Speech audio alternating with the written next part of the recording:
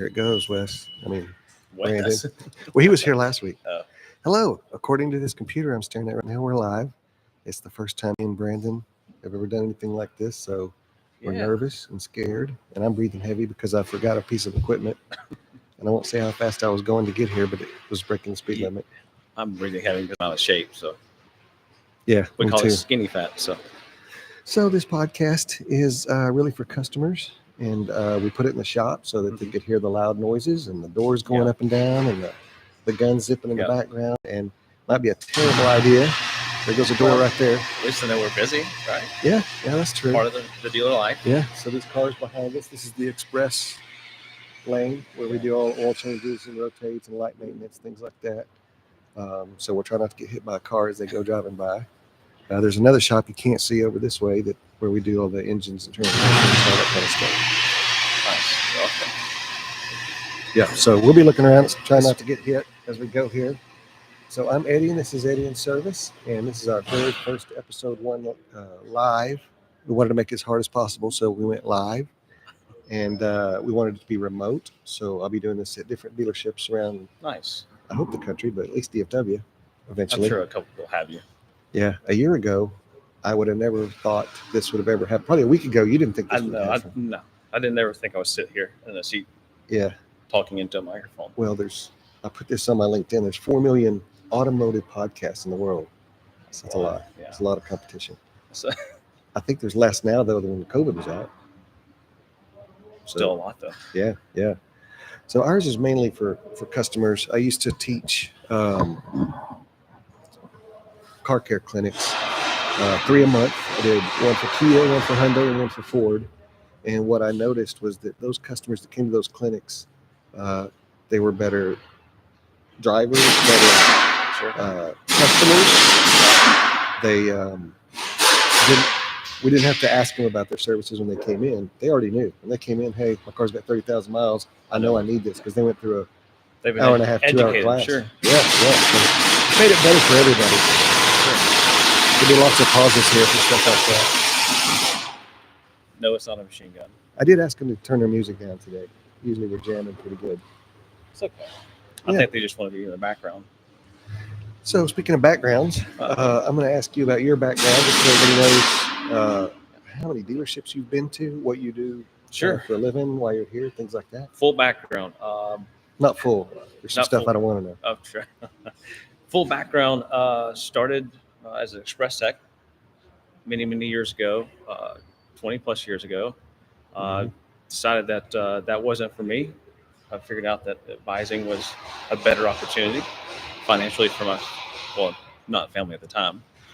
I became an advisor for probably 7 years. Yeah. Got the opportunity to become a lane manager at a Chrysler store, just like we are here now. Cool. Moved up to from the service manager for a few years to a fixed op director. Tell people what fixed ops mean. Fixed ops. So it's the back side of the dealership. It's parts and service. That means you run the parts department. That means you run the service department. That means you run detail if you have it, body shop, anything fixed, not variable, which is the front side of the dealership. Yeah, because I think people hear fixed ops. I used to have it on my door. Nobody knows what that means. It's fixed operations, which is pretty much parts and service. Anything that's not sales is you. Yeah. So, which, you know what? Another weird fact, people calling always ask for the service manager. That's not always the boss now. No one asks for the fixed op. So I figured out that maybe we don't want to tell there was them less heat in the fixed op position than there was in service manager. Got an opportunity to come out here to Texas. I was in Atlanta. This is about 3 years ago in October, so 3.5 years ago, to sell a program called Justice Brothers. So been out here. So you've only been here 3 years. 3 years. How long have we? When was the first day you popped in with that smile on your face to my door? 3 years ago. Is it 3? So you were just new. You were brand new. Brand new. I didn't know that. No clue. I thought I had the world behind me. Yeah, you were so confident. I figured you'd already been here for a while. 3 years. Three total years. Dealership wise, you're talking about quantity of dealerships. Hundreds. I want to say I've been into hundreds of dealerships in the state of Texas, Atlanta, Alabama, you name it. In the United States, I've been in a lot. How many dealerships do you work for right now? In the state of Texas, currently is in the mid 60s. Wow, I didn't know that about you Yeah, either. And it a was a lot of lot. a lot in Because I don't know Houston. how you do it. I mean, the last 2 or 3 weeks I've talked to you, you're either getting on a plane or getting off of a plane. Yeah, Are you wore out? I am, but I'm excited too. There's an excitement to it, man. Yes, I'm worn out, but I've got a good. My wife supports this, so I have Hmm. a support system that helps. So, Yeah, it does help. yeah, especially you know how much you work, so Hmm. a lot of long hours at night. Um, but yeah, that was sort of a little bit of a background. It's all fixed ops. Not that I was the best in the world, but that's where I cut my teeth, where I came from, and now I sell a chemical. Um, but again, you know this. I don't sell chemicals. I sell a program. I sell. I think yourself and your Yeah, company. That's yeah. what the That's. difference is for me. I mean, I've talked to a million people. Like, well, it's not about price. It's relationship. It is. Hmm. You can call me at 9 o'clock 100%. at night and say, "Hey, I did I know," last night. but you're not the only one. But Well, it was less. I go to bed at 8:30, so it had to be less under that. I would say 9 o'clock. That's Okay. close for me. But yeah, man, we sell a program. Um, how can I help you? What can I do to make your dealership more profitable? How do I help your advisors understand? That's us, man. That's what we're at. Yeah, and this podcast is mainly for customers, but there are a lot of service managers and stuff too that talk to us every day. I went to a Subaru dealership yesterday, and the clientele's different, the shops are different.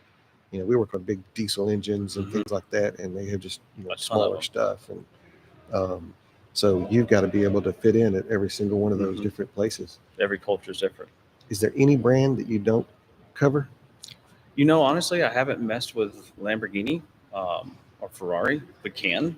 I haven't. Hmm. So some of the higher end stuff, which I'd like to get into, but not that it's there's not a lot of volume there. No. I did hear, actually, I saw it a couple of days ago, that fire in LA, Yeah, 6,000 cars, like what you're talking about, were destroyed. Classics, Ferraris, Lamborghinis. so because that was in a very high end Yeah, area that it hit that's as just well. that's just collector cars. That wasn't the. I bet you it's 10,000. Could be higher than that. Regular cars, So the Jeeps, market out there. Cadillacs. So Yeah, insurance is probably having a field day with that. I heard some insurance companies are going to shut down because they can't. This will Homes shut them and down. yeah, Yeah. But I think the rest of the car market will be pretty good because whenever there's a disaster of some kind, the other states benefit from it. that's So, whereas they were going to send, I don't know, 1,000 Toyota Camrys to some other state, now they're going to be headed towards California. So that's true. they'll have to come up with another 1,000 to go where they were going. So, Well, someone will benefit, and hopefully, yeah, something good my will come prayers out go of it. out to those people. But it's definitely it's really weird how that works, especially in our business too, Hmm. car wise. So, for the customers, you keep saying chemicals. Tell them what kind of chemicals that you're talking about. It's not So drugs, is it? no, Not like not cocaine and stuff? Not not that from kind of no chemical salesman? cartel, no Okay, cartel. good. No, this is all maintenance items. So your brake fluid, your differential fluid, your carbon killer, which is a fuel service, and then additives as well. That's what we actually sell. So that is customers understand that when they hear transmission fluid, they hear Yeah. brake fluid, Hmm. because they understand that manufacturer does recommend those things. So we do provide that. That's when I say chemicals. That's what I mean. Is electric cars going to cause your business to go down, or do they I think still it's have? actually helped. I mean, I think you see a lot of it. Not It's yet. always going to be there, Hmm. but you see a lot of people shutting down those programs. They're not full in. Yeah, Our infrastructure, I don't believe, is set up for it at all. yeah. So I know a lot of power steering pumps are going electric. So there's no Yes, more power there's steering no more fluid. powers. So you won't have to do or won't sell anything for that, right? It's very unsoft. But electric car still has brakes, So so I you'll brake have to have fluid. brake fluid, Still have batteries. coolant, They have coolant. Yes, they do. no oil. No oil. What else can you think of? We have a battery service. They actually have 12-volt batteries in those Oh, cars. probably need a lot of that. Man, I saw one yesterday. I don't Corroded think the up. camera will pick it up. Corroded up bad. Yeah. One of the worst ones I've seen in a long time. People don't realize even a battery service, taking care of your battery, the cable, like your positive cable, your negative cable, Yeah. the amount of time and labor and parts, it's expensive. I'd rather maintain my battery than. I'm going to look at the temperature because taking care of your battery is something. It's It's about to get really important. cold if you're I talking know. That's what I was temperature. going to look at. So tomorrow it's going to be 21 degrees. We'll be like that for a couple of days. And can you imagine what that does to your battery, especially electric car batteries? Your They don't mileage, get as much life. right? Your mileage tremendously goes down from a full charge. Mm-hmm. So like racing at a red light, like you just did. Yeah, I wouldn't make it. I didn't. It was on a private street. He wasn't speeding over 100 miles an hour. Oh no, I was not. This is live, right? Yes. All right, so I'm trying to think if there's any more Brandon questions. There's always. Did you live Brandon anywhere questions. before you lived in Georgia? No. So No, I did not. you grew I up was there? raised, born in Kennesaw, Georgia, at Kennestone Hospital, believe it or not. And then I was raised, or I grew up probably 20 minutes north of that in a town called Cartersville. I'm very country, so I have to enunciate. Like my wife makes fun of the, I would say, oil. Yeah. And they're like, what's that? Motor oil. So I have a hard time with that. That's the funny. southern in me. That's the Georgia bit. To a hammer to stop. So you travel airplane a lot. So when's the next time you're getting on one? Wednesday morning. Wednesday morning? NADA. Yep, I'm going there too. Do you know what NADA stands for? What does it stand for? Yes, I did. What does it stand for? I think it's National Auto Dealer Association. That's correct. I didn't know if it was auto or automotive. I always say automotive, but I do too, but last night I was going, I think it's just auto. it may be. So we're going to that. It's in New Orleans. And for everyday car owners that don't know what NADA is, it's kind of a big convention. It is. 3 days? Big. 3 or 4 days? 4 days. So it's Thursday, Friday, Saturday, and Sunday it closes at 12, which And most it's- dealers don't go to Sundays, honestly. It's for guys like me that I'm in fixed operations too, just like he used to be. And we go there and we see people like Brandon and Vendors, Justice Brothers, vendors. So it's mainly vendors. It is. Dealerships can't operate on their own, believe it or not. They have to have, I don't know how many vendors, but it's a lot. Big. You got like your write-up tools, like your CDK. I'm sure those people have heard, Yep. even if you're not in the car business, Yeah. about the CDK, right? Crash. Yeah.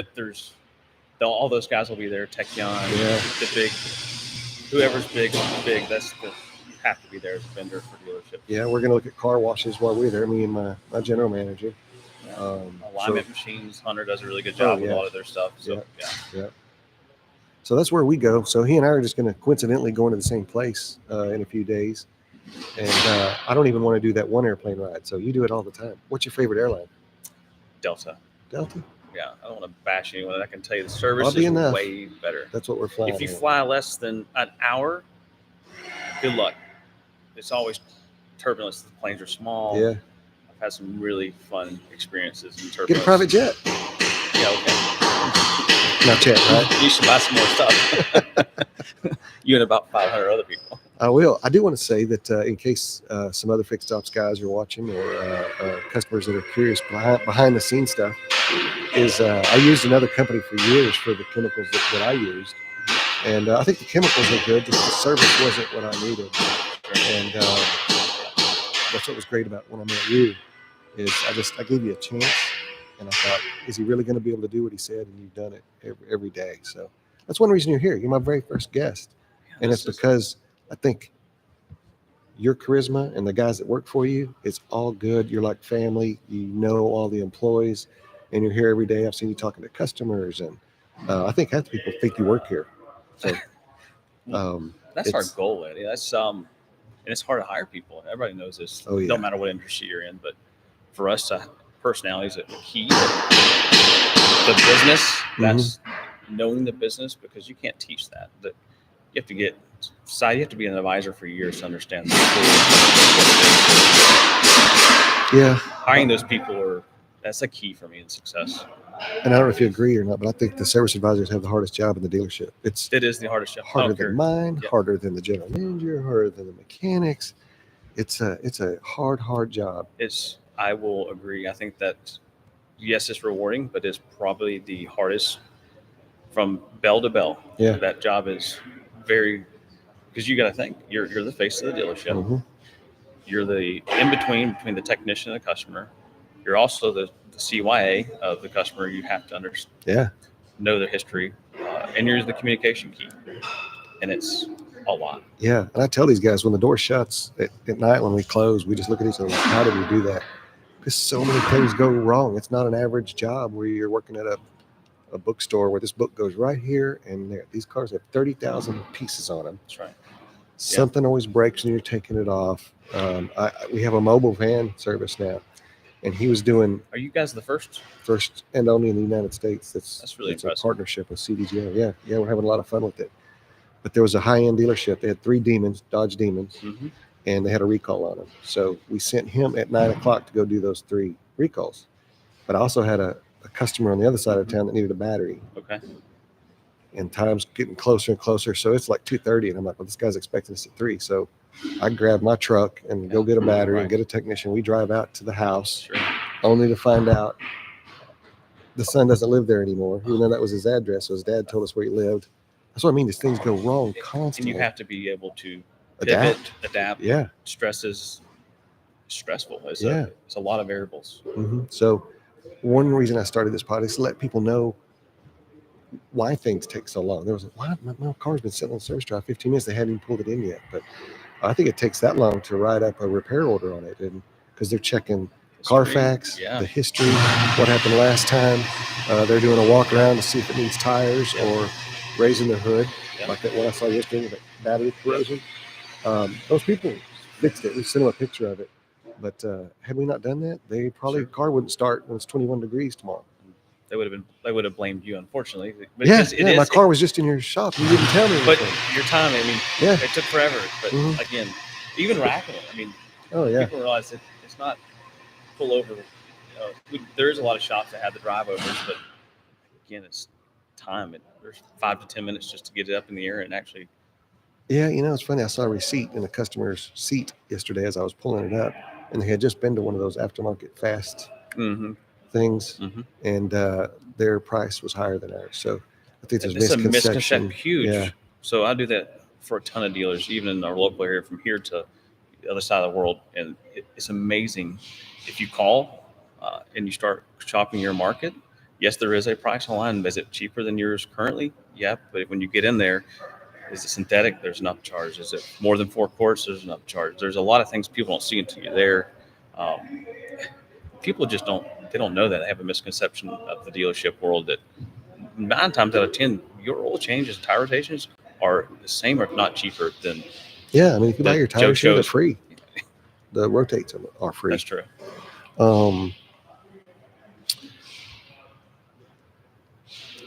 So for this podcast, I want customers to understand that they don't have to know. You're saying most people don't know that. I don't want them to think they have to. Sure. Accountants, I go to an accountant because I need his help. Right. Marriage counselors, financial counselors, all that kind of professionals. We're the counselors for car maintenance. Yeah. And I think a lot of people are afraid that we're going to try to sell them something. And it's not that we're trying to sell them something. It's something they need. And I actually saw a guy on TikTok, which may go away tomorrow. We don't know. But he was saying if it's fluid on your car, it has to be changed. There's some brands that say they have lifetime fluids. Incorrect. And he said, yeah, the lifetime of your transmission. It's right. at 120,000 miles. If this bottle of water, man, you stick it outside, this will go bad. Yeah. If water goes bad, fluids go bad.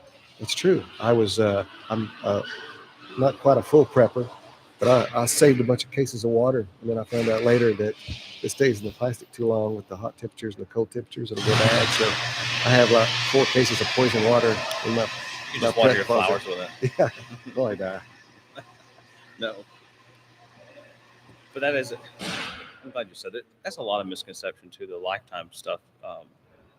It's just untrue. I mean, that's realistically the manufacturers do that for a tax purpose. Yeah, that's what they were saying. Yeah. Because every time the vehicle comes in from 0 to 150,000 miles, anything in that book that requires a maintenance item or a fluid change, the government taxes a recycling tax to the manufacturers. Again, they also have a thing called cost of ownership, I think. Yes, and it's a big deal. It's really good for manufacturers to get that as low as possible. So when they're selling a car, I have many stories. I know you do too, but I remember one time I was with another manufacturer, and the lady's truck was towed in. Mm-hmm. We go to check the oil. There's none in it. We take down the oil pan, and it's like this table, solid tar. And we go to tell her, you need a new engine. She's like, why? She goes, my salesman said I didn't have to do any maintenance. She had never done it. 51,000 miles though. Wow. That was That's impressive. a long time though. One oil change. Yeah. 51,000. Yeah. She's like, she got The that car was far. the truck was only 2 years old, but she drove a lot Sure. and never changed the oil. And I mean, I was like, well, how old are you? She was like, I'm 45. I said, did you ever have a car you didn't have to change the oil? No. She goes, no. He just said this one was minimal maintenance. I was like, well, there's a difference between minimal and never. Mm-hmm. A lot of even in the pandemic, a lot of even in the pandemic, salespeople. I mean, they weren't salespeople. Let's just say that it's really easy to sell cars, but a lot of people lose that from the front side to the back when they sell a customer. What it takes to maintain a vehicle. So I know this dealership here, you guys do a good job of introducing the customer to the service department, which is like a huge key. So my great idea of having this in the shop might not have been such a great idea. Well, at least I know you're busy. Yeah. People are maintaining their cars right now. I know you've been to the races before. It's hard, when you're talking and there's a car revving up, you got to wait for them to get done. But that's kind of what I wanted it to be like. Us and whoever's watching all sitting on a tailgate talking. I know many times me and my friends have been sitting outside talking around the campfire at the house or whatever. And my wife comes out. Beer here, though. I don't drink. No. My other friends did. But my wife comes out at 2:00 in the morning. Y'all are still talking about work? Yes. Maybe we were complaining. Maybe we love it. I think that's a car thing. It is. Car guys. I've talked about work all night. My wife's like, you on the phone? Yeah. I think it's something we do. Yeah, I have lots of old man stories, so I'll try not to tell you a bunch of them. But back in the 80s, all the mechanics, they didn't go home. They went out in the back parking lot and drank beer and talked till 10 o'clock at night and then went home. So, yeah, things have definitely changed a lot since then. Speaking of things changing, you were telling me a story this morning about, and I haven't seen it yet on social media, of someone that got arrested in the service department? Yes. What was that story? Which one? There's a couple. I don't know. There's one I saw today. Someone was trying to buy a truck. And he threatened to kill the sales manager if he didn't walk off with that truck.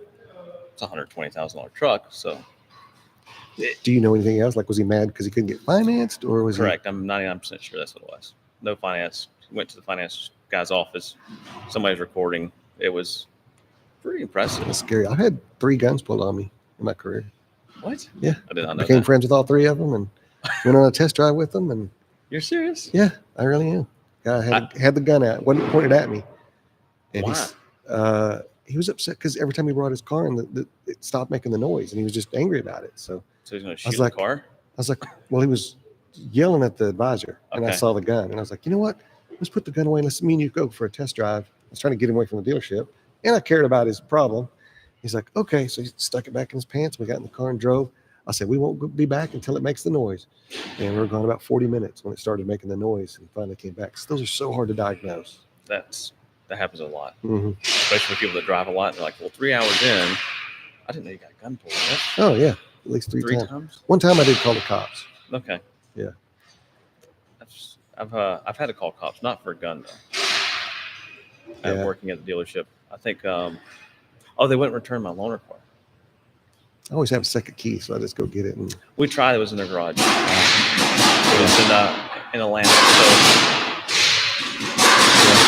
So everybody had guns. What's the other one that you saw? Cop wise, rental car. Oh, the other video. The other video, yeah. So the other video is actually from the DFW area dealership. One of the advisors has sent to me, and it was actually a girlfriend of maybe a sales manager there. Maybe daddy issues. I don't know. Long of it short, she had to be escorted off and arrested in the waiting lounge. But there's a restraining order, and she kept coming in. It's my understanding. Yeah, I mean, there's people working here, and we make mistakes, and sometimes they have crazy exes, and that stuff follows you. All kinds of stuff. We had a girl that pulled up on the service drive one time, mad because the night before her boyfriend moved out, who happened to be an advisor working for me, and she stood on top of her car on the service drive, surrounded by customers, saying, "I'm not leaving here till he comes out," because he was like hiding in the back. He didn't want nothing to do with it. He's afraid he's going to get fired. And so I went out and started talking to her, got her down, got her some water, and she was just very upset. And Said, let's move your car and let's get this together, and I'll get us in the office. And so that's the other thing about being fixed ops. You're not just fixing cars. There's families involved, and uh, It's, sometimes people get hurt. I mean, there's a lot going on. yeah, these are real people, and Yeah. especially in that position on that drive, it's so stressful. It really, really is. It is. And you can tell when something happens in someone's personal life. A lot of that is fixed ops. I mean, you have to consult these guys. You have to understand. If you care, you have to understand what hat to wear to motivate them. It's tough. I tell them if I could take all 8 advisors and take all the good stuff from them and put it in one man, it'd be a superhuman. But if I took all the bad stuff out of him and put him in one guy, he'd be in prison for life. So these have got so many personalities, which is good. So I've had customers that don't get along with customers. Sure. Customers that don't get along with a service advisor. And I tell them, you know what? I got 9 personalities in a service shop. Yeah. Let's pick another one. Everyone doesn't jive. That's just we're built that way. Yeah. So customers could have a bad day. Car didn't start that morning. They're late for work. Puts them in a bad mood. Sure. Maybe your advisor's in a bad mood, and the two Put don't two jive. together. Yeah. It is a human business still, even though we're working on cars. Yeah. It's not a kiosk. I guess there is kiosk, but again, that doesn't work in our business.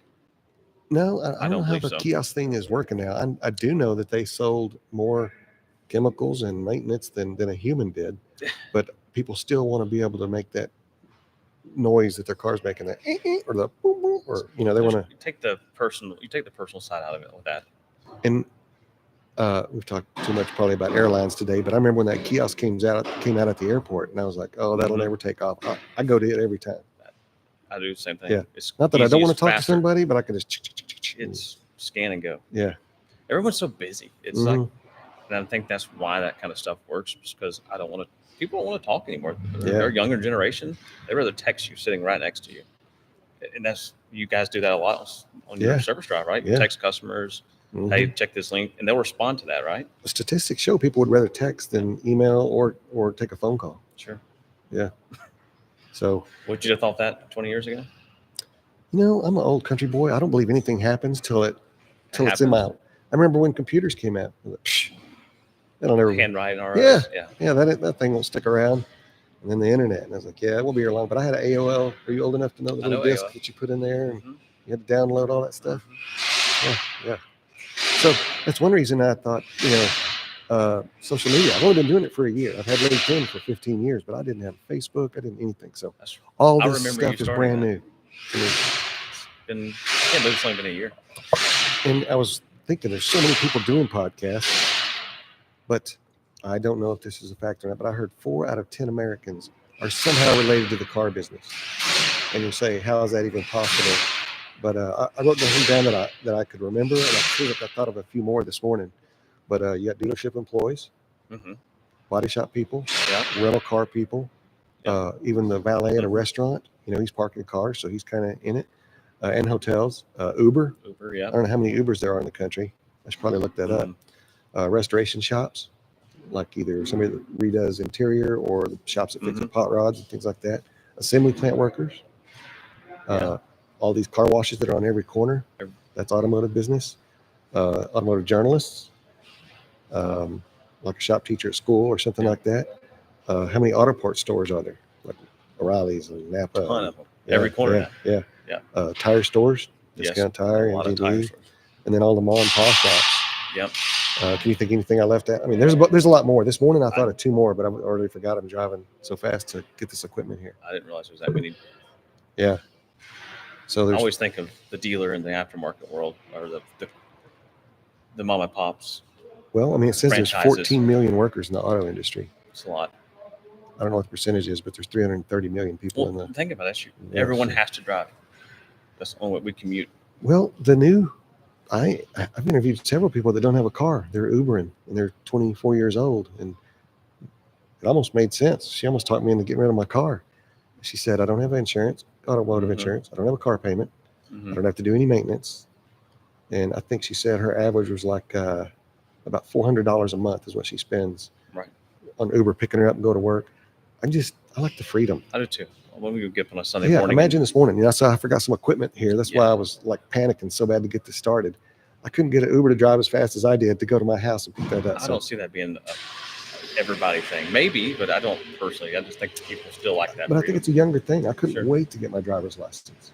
Yeah. 15 Yeah. years old, I was biking. Yeah. I was ready to get my Yeah. Ford Ranger. Mm-hmm. I thought that was pretty cool. Yeah. Yeah. Um, the other thing about the younger generation not wanting to drive um, is it's harder to get them into this business because they don't Yes. have. And when we were younger, I mean, shoot, even 10 years ago, you could get a cash car for $5,000, Yeah, you which is can't get still a a golf lot. cart. You But can't when get I was a kid, it golf was cart. somebody's grandma gave you their station wagon. You were glad to have it. Yeah. You know. But yeah, golf carts are 20 grand. That's what I'm saying. Yeah. $5,000 is not Yeah. so I have seen a few cash cars that were 10 grand lately that had 180,000 miles on it that needed a lot of love, work. but they get you. Some people, that's what they have to have. Oh, I get it. I understand. But speaking of that, cars are expensive. Very, very expensive now. I never would have thought an average car is over 50 grand now. So I don't know the real statistics, but That's I know, it. yeah, The average car right now costs $50,000. That's new. I don't know what crazy. used is. I don't know if that's probably just new. Still, but 15 grand used to get you something halfway decent. Mm-hmm. Yeah, my dad, I think like 1984, his truck was like 11 grand. Yeah, brand new. Yeah, Yeah, yeah. And I have a classic car that is now worth, I don't know, 33,000. I hope at least. But when it was brand new, it was 7,600. it's amazing. Yeah, yeah. So speaking of that, it takes us back to your chemicals. With cars costing so much, I wish people would put more emphasis on it. They want to buy it and do the bare minimum to keep it going. They're so expensive, you can't afford not to. And coming to a dealership and letting us guide you through taking Sure. care of your car. I need to give a shout out to the dealership I'm at right now, which is Forest Oh, Lane yeah, CDJR. absolutely. That's the one I work at, actually. So we'd love to see you and take care of you. I think we have the best service for any Dodge store in DFW. Because we really care. Everybody I hire, I make sure These guys care, they yeah. have a heart and that they're looking They're out really for the great with customers. customers. I was listening to them this morning. So yes, they have a great group. Absolutely, all Yeah. around. Yeah, front and back. yeah. I have a super crew. I'm proud of it. So it's not that we're trying to sell them something. They Oh, and the it'll make it last manufacturers longer. are putting it back into the books. All manufacturers, maintenance, because That's good. I didn't know that. yeah, a lot of especially domestics, they're putting it back into the books because they're seeing their warranty costs go up tremendously within their True. 60,000 mile period. They're putting engines and transmissions in, to where now they're putting, hey, change that fluid so we can make it last. So that is coming back in the books. It's a big, which is good for the customer, especially with prices and where they're at, to maintain the vehicle and keep it for longer. But yes, they're putting that back in. And I still have customers hanging on to their older cars too. So there's a restaurant down the street that's been here like 60 years, and I eat there, as you can tell, quite often. But I see the same old cars there. Yep. Their employees have been there 25 years. They're all 60 or 70 years old, and they're driving cars from the 80s still. Same cars. Same cars are still running. So we have customers still come in with tons of miles. A lady the other day was complaining, well, this truck's not really doing what I thought it was doing. It was 13 years old. And I said, well, how many miles do you have? She said, 240. I said, did you know it's 238,000 miles to the moon? I mean, that's a lot of miles. That's good facts. Yeah. That she could already gone to the moon in that car. So I thought she's got a lot of it. And she hadn't had a car payment in years. So, I mean, she squeezed every last thing out of it. I do think had she done more of her maintenance, it would have lasted longer. Sure. And I think that I saw 3 broken down cars today on the way. One of them was a Rivian in a 4-lane highway, broke down, and all these cars are passing. So dangerous. 75, 80 miles per hour. So every time I see a car broken down, I thought, did they do enough maintenance to prevent that from happening? That's the job, is to prevent a car coming in for a major repair. That is the goal. Yeah, yeah.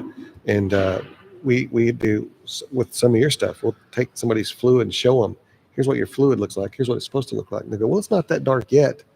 I'm like, you don't want to wait till it turns black you want to do it. It's preventative. Clean. Yes, that's right. You want to keep it clean. Once it's dirty, it's too far. You've already gone too far. Another cool thing, I think, when they get your chemicals, as we're calling them, you hate the word flush, right? Absolutely. It's called a chemical exchange. I call it fluid exchange, yes. Fluid exchange, because I hear flush constantly on TikTok and YouTube. And people have bashed the word. Yeah. And essentially it's not. People think flush is like a bad word, or I'm trying to sell me something with that word. Yeah. when they do some of these, you get a warranty though Yeah. that covers that. You So have a protection plan, 0 to 6,000 miles. You service that component.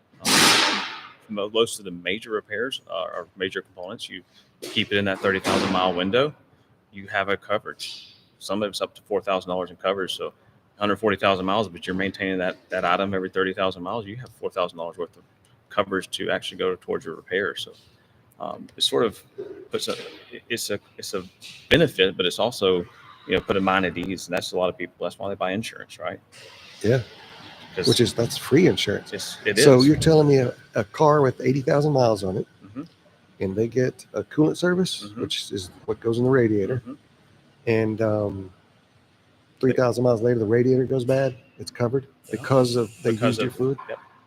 So are you saying our chemical's so good that it's taking care of your car? If it messes up, we're going to take care of it. Pretty much, yes. It is. Absolutely. And the biggest part is trying to get the customer educated on the importance of maintaining it. So getting them in that cycle, and they'll be surprised at how many people will stay in that cycle and how long that car will last. Yeah. It's really important. And that's what this thing is about, is trying to get people to understand about maintenance and that we're not just trying to sell them something. There's just so many things we could prevent. I'm a big tire guy. I could talk tires all day long. And I was thinking on the way to work this morning, there's 50 million tires on the road Monday through Friday, every day, 50 million tires a day that need to be replaced. Yeah. That's a lot. Yeah. So times 4, that tells you how many cars are on the road. But Sure. that's a lot of dangerous things that are happening driving around. And you're around it when you're driving 100 miles. I'm going around them. I don't tailgate, so that's one thing I do. But I do, I'll see a car over here with the wheel going no, like this. I know they need help. Low tire pressure still, even though there's lights now and everything, people still have. Cold weather brings that out. Oh, big time. We've seen a lot of them lately. I used to hate it as an advisor on Saturday morning. Sure. 21 degrees. Yeah. But I learned to like it. They trusted us to bring their car. Yeah. Gain a lot of customers that way. No, and we do that kind of stuff at a dealership for free. Right. There's another thing that we do here at Forest Lane. Any customer that comes in, we give them as a gift, it's like a small insurance policy, 150 days of nationwide roadside assistance. That's really nice. Yeah, so if they break down in Colorado, we give them free tire road hazard for 150 days. Wow. We kind of take out a small insurance policy like you do for your chemicals. Sure. So that if anything happens to them, certain things are covered. So you could actually come in here, buy a set of Continental tires, which has, they have coverage too. So there's certain tires you can buy that have a $500 limit. So like if you're in a tire and you have a blowout, or in a car and your tire has a blowout, and you can't get to a place because it's closed, they'll pay up to $500 for your food and your hotel and whatever.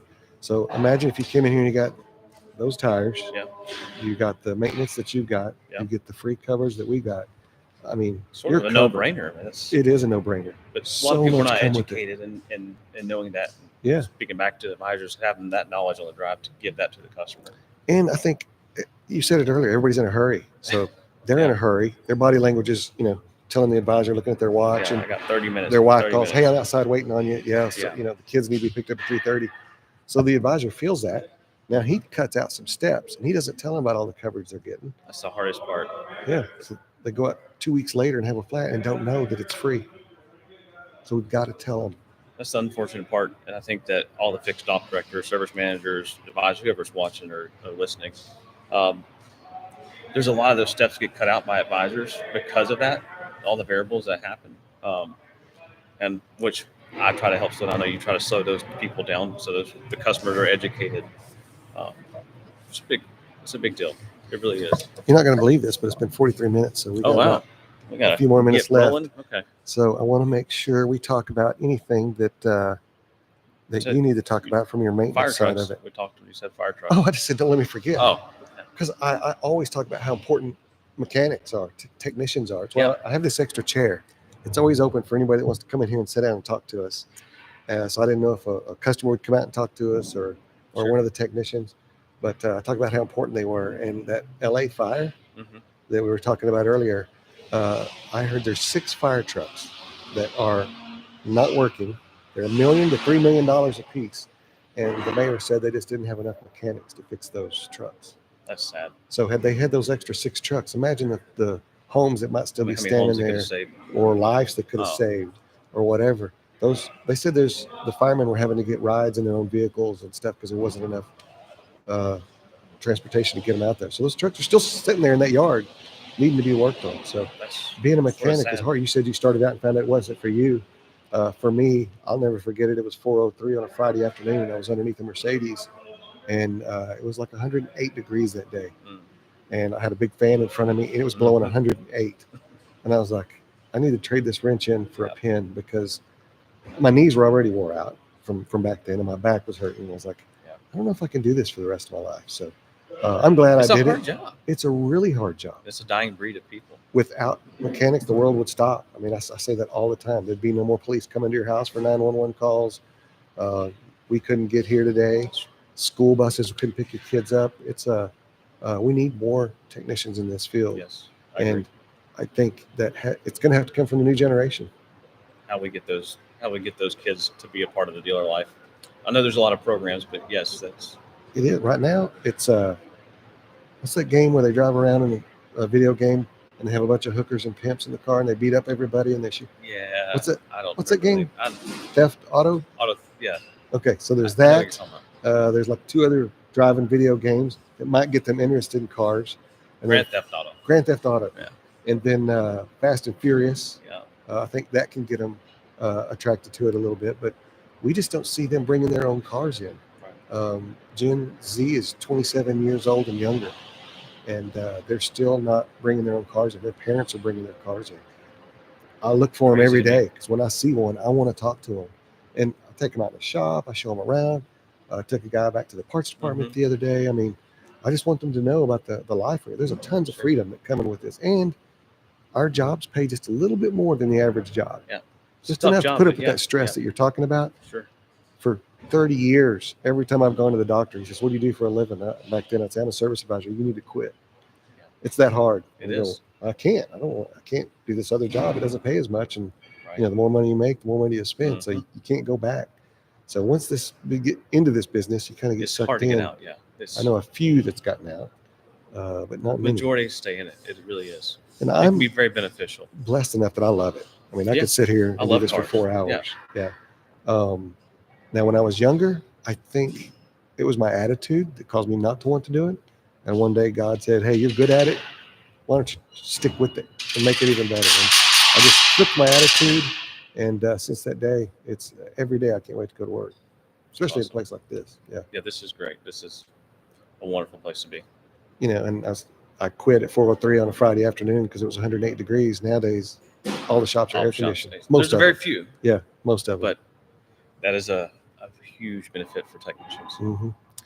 Well, is there anything else you want to say about chemicals that to not call flushes and to call them fluid exchanges? Fluid exchange, man. Intervals 30, 60, 90, 30, 60, 120 is 90. the best way to do it. It really is. It's severe. People understand Texas and Atlanta, traffic like we have, weather like we have. It's severe. Yeah. Your book's telling you 100,000 miles. You're not in a controlled environment. You're at 110-degree heat or 21 degrees with ice and snow up here. So severe maintenance is where your car qualifies for, and understanding that. Yeah, this is how boring my life is. About every 3 years, I read an owner's manual. I learn something new every time, and I've been trained in almost every manufacturer you can think of. At one time, I was over 12 different manufacturers. Mm-hmm. So I got trained by Mercedes, BMW, Kia, Hyundai, Honda, GMC, Buick, you name it. And they're almost all kind of the same. Sure. I mean, the customer Mm-hmm. satisfaction needs to be here. The maintenance should be taken care of here. So it doesn't matter what kind of car you're driving. You need to get this done. And so I don't know if anybody can see it. I'll put something up later. Can you see that Justice Brothers flag right there? Justice Brothers has been around, I think you said 80 years? Over 85 years. Over 85 years. And you said that even that movie Grease, which is one of my favorites, with John Go look Travolta up. and Olivia Newton-John, there was a big banner. Big banner, yeah. Yeah. I haven't gone back yet to see Spaceballs. that. Yeah, there's. It's in couple of- Spaceballs? Yeah. Can't get better than It's that. on the website. So go to justicebrothers.com. You'll see that it's on the website. Yeah, I will. Hopefully somebody else does too. So I want to thank you, Yeah, Brandon absolutely. Martin, for coming out here. anyone that put anything in the comments, I'll respond to every one of them. You can contact me either on idiotservice.com or on LinkedIn. And I believe that's it. We did it. It's Yeah. first one. It wasn't that bad, was it? Oh, it was great. No, but it's over, and you can say you did one. And So I did one. My hands are not sweating. yeah, mine's kind of. I mean, I smell good still. All right. Well, thanks for watching. I'm going to high five Brandon. Thanks, man. Appreciate and it. we'll see you on the next podcast. Thanks. See you guys.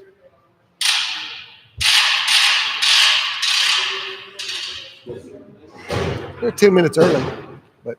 Hey, I was running out of stuff to say. I had a snatch truck. I was going to tell you a funny story about my snatch truck in the. So do I hit end stream? Thank you so much, man.